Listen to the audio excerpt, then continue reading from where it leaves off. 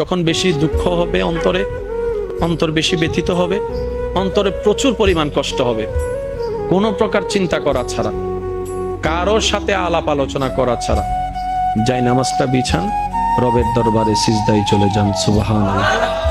চোখটা বন্ধ করেন, চোখের পানি ছাড়তে থাকেন, মন হালকা হতে থাকবে, সিজদায় রবকে বলতে থাকেন, যা বলার বলতে থাকেন, যেভাবে বলার বলতে থাকেন।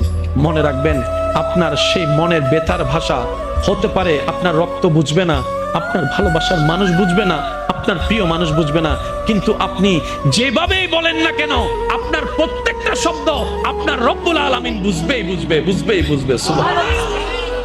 আপনি যখন ওনাকে দুঃখের কথা বলবেন, উনি আপনার দুঃখটাকে হালকা করে দিবে। সেই দুঃখের খবর প্রকাশ করে আপনাকে কখনো বেইজ্জত করবে না। আর আপনি যখন সুখের খবর পেয়ে রবের দরবারে সিজদায় চলে যাবেন, তখন আল্লাহ তাআলা খুশি হয়ে আপনার সুখটাকে আরো বাড়ায় দিবে। লা ইন শাকারতুম লা আযীদান্নাকুম আয়াতের উপর আমল হয়ে যাবে। আপনি শুকরিয়া করতে থাকবেন, সুখটাকে বাড়তে থাকবে।